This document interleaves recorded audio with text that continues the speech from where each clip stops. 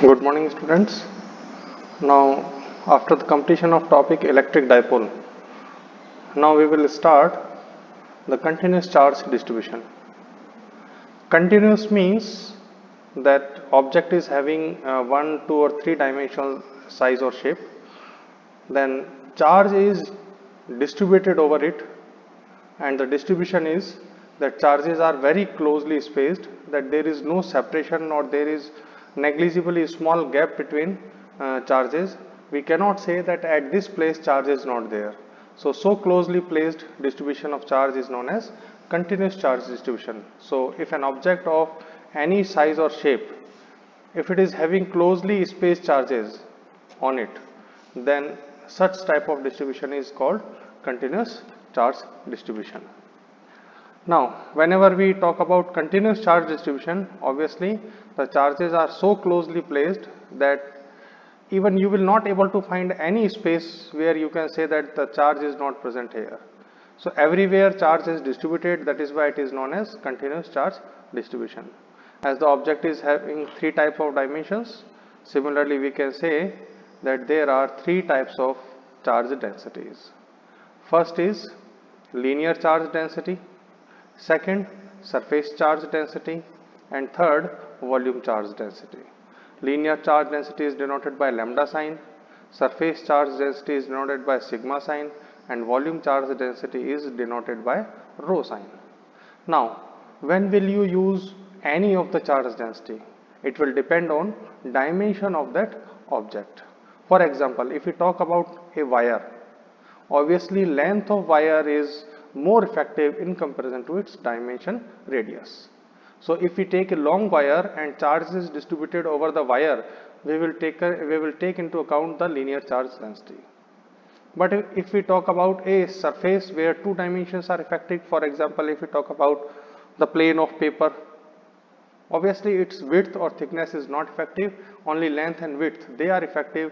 So it will form a surface, two dimensions are more effective, then we will take surface charge density into consideration. But if all the three dimensions, length, width and height, all the three dimensions are effective, then we will take volume charge density. For example, if we take cube or cuboid or cylinder, in such cases we will take sphere, we will take volume charge density. Now study linear charge density lambda in detail. So we are taking this wire, it may be of any length and charge is continuously distributed over the entire length. Now suppose we are taking a small element dl and the charge possessed by this length dl is dq. So when charge is distributed over a linear object like wire or in circular form we can say circle, then such distribution is called linear charge distribution. So what is the charge per unit length? This is known as linear charge density. So charge per unit length, lambda is equal to q by L. As q is measured in coulomb, length is measured in meter. So coulomb per meter is the unit of linear charge density lambda. From this expression we can find q is equal to lambda L. You can use this formula to calculate total charge if the length of wire is finite or the charge distribution is uniform.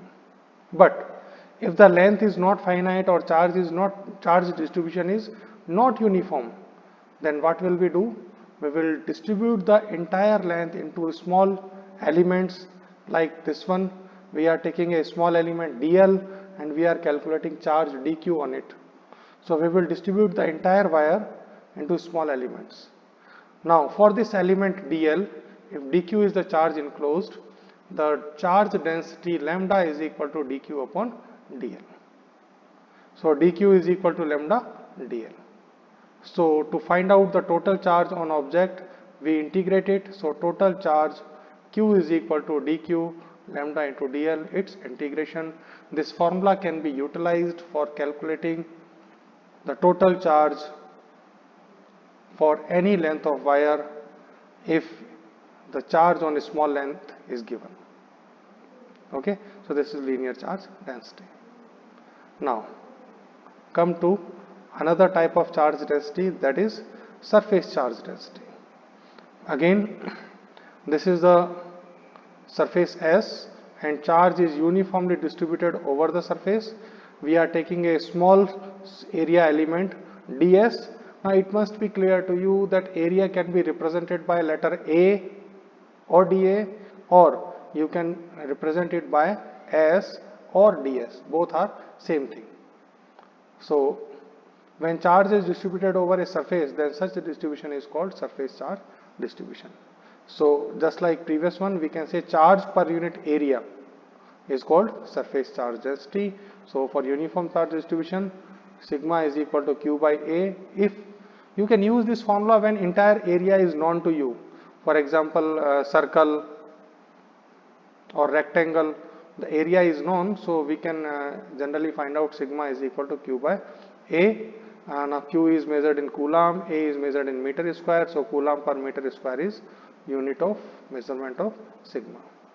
From this expression we can find out the total charge possessed by the surface. Q is equal to sigma upon A. But the area, if sometimes area is irregular, you are not able to calculate exact area, then how will you find out surface charge density or the charge enclosed? In that case, for example, this shape, you can say it is neither a rectangle nor a circle. So in that case, we will divide this entire surface into small elements.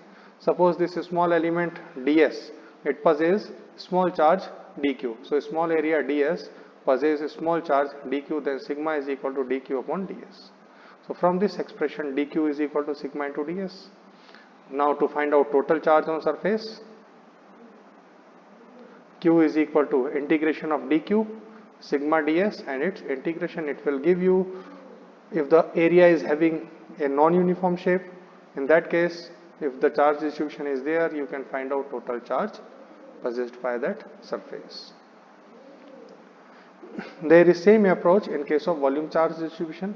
So this is the spherical body, it may be of any shape, its volume is V. We are taking a small volume dV in it. So when charge is distributed over the volume occupied, then such distribution is called volume charge distribution. So just like previous one, we can say that charge per unit volume is called volume charge density. There is nothing new, all the three things are just similar. So for uniform distribution, rho can be written as Q upon V, charge per unit volume, and unit is coulomb per meter cube, as volume is measured in meter cube. So from this expression you can use for Q is equal to sigma V. We can calculate charge possessed by this body Q, and this formula can be utilized if the shape of that object is in such a way that you are able to calculate volume easily. For example, a sphere or cylinder or cone, we can calculate volume directly. So if the distribution is uniform over the entire volume, so we can directly calculate Q is equal to sigma V. We can apply this formula to whole volume. But the shape is not uniform, then we will divide the entire volume into small elements, taking into account that at this small element the charge density is uniform. If the charge possessed is dq, then rho is equal to dq upon dv. Using this expression, you can find out dq is equal to rho dv, and the total charge possessed q is equal to integration of dq and rho dv, its integration. So in this way you can find out charge possessed by a body having some volume. Next is area vector. We have studied in mathematics about area.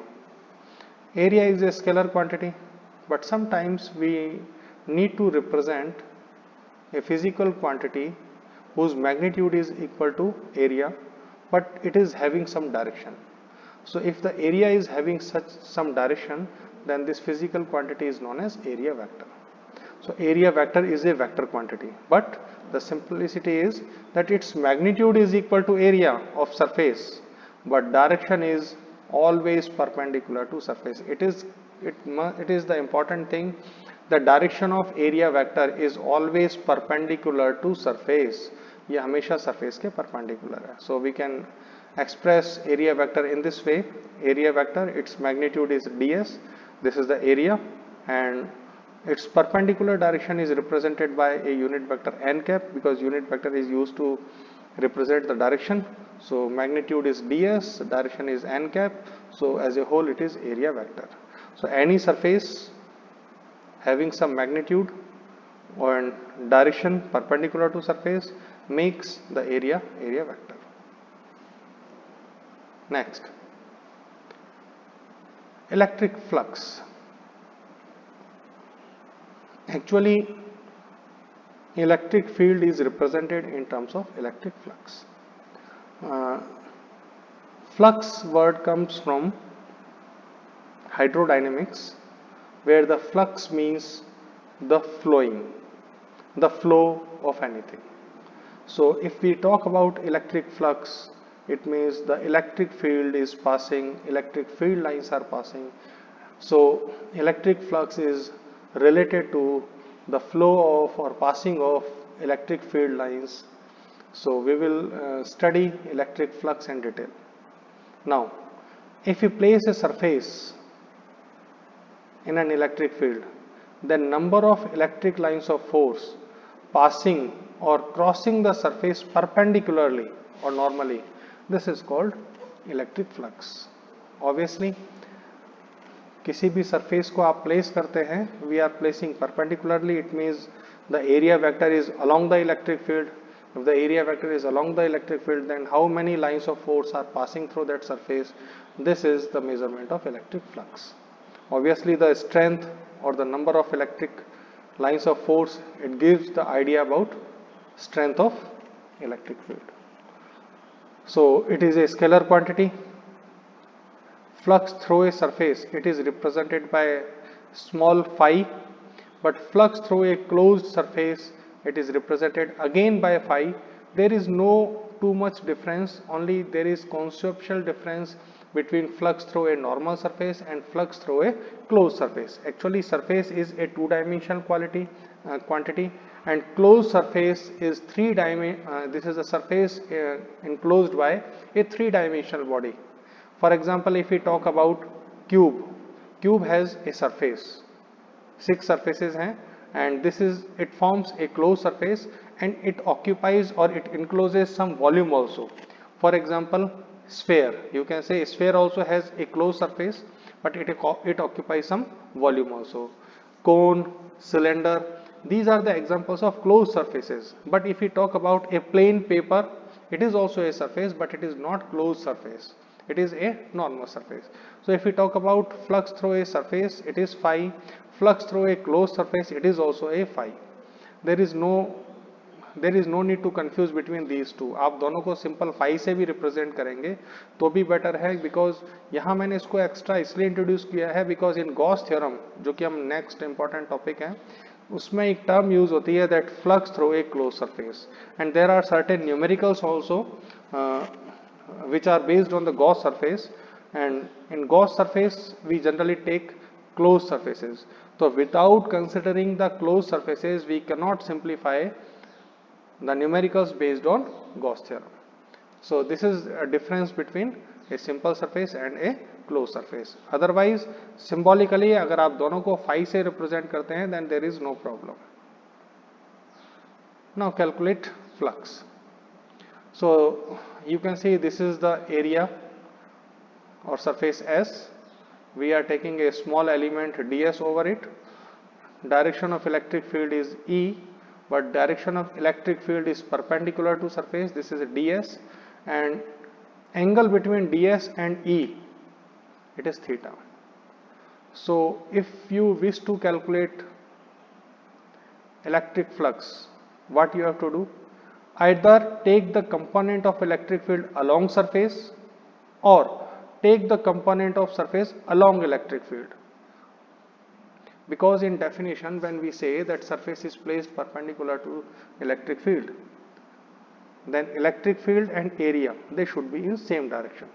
तो या तो आप इस surface का component ले लें electric field की direction में, या electric field का component ले लें surface की direction में. For example, अगर मैं E को resolve करता हूँ, resolve E into rectangular components, so the component of electric field along the ds, it is E cos theta. Now ds and E cos theta, they are in same direction.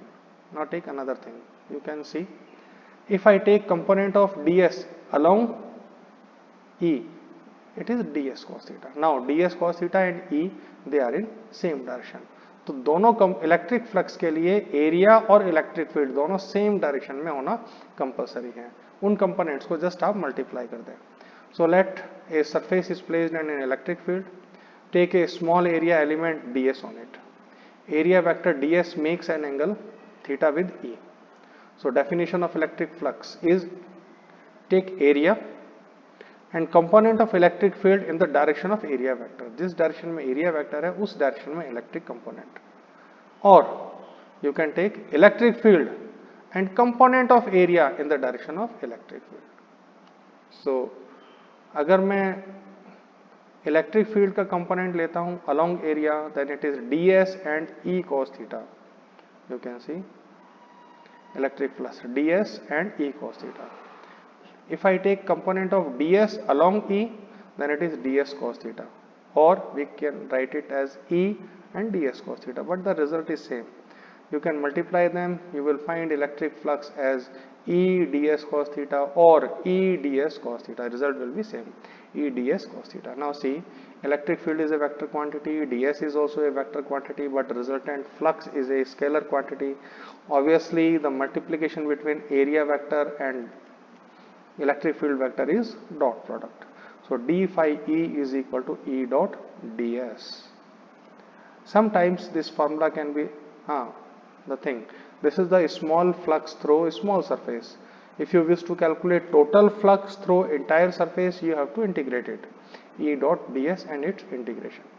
But if the area is well known, having symmetrical shape, you can directly calculate total flux phi as dot product of electric field and total area A.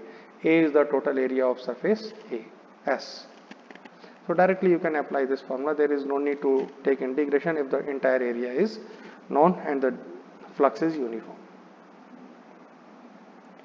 Now if we talk about unit, it is Newton meter square per coulomb or joule meter per coulomb. If surface is closed, it means surface of cube, cuboid, sphere, cylinder and etc. In that case, we will use a round sign. This represent closed surface in integration. Flux phi is equal to closed surface integration of E dot ds. Formula is same, but this symbol will represent the integration over a closed surface. कि हम addition ले रहे हैं surfaces का, लेकिन वो surfaces कैसे हैं? Closed surfaces हैं. I have mentioned it here. This is the integration over a closed surface. Now take two cases. Case 1, if theta is 0 degree, you can see this is theta 0 degree. Electric field vector and area vector both are in same direction, not area vector, because this is the dot product between two vectors. Vectors are in same direction, then obviously surface will be perpendicular. So cos 0 1, so flux is equal to E into A. In this case flux is maximum. And if theta is 90 degree, you can see this is area vector and this is electric field vector. Now angle is 90 degree. In this case no flux will pass through the surface or flux will be equal to 0. So this is the introduction about electric flux. Now we are going to mention difference between electric flux through a normal surface and electric flux through a closed surface. Now electric flux through a simple surface is affected by charges present outside the surface. Reason is surface is two dimension. जितना charge का distribution होगा outside the surface उसी के according electric field होगा. अगर electric field है तो वही इलेक्ट्रिक लाइंस ऑफ फोर्स उस सरफेस से पास होंगे. But in case of electric flux through close surface, the electric flux depends upon the charges enclosed by the closed surface.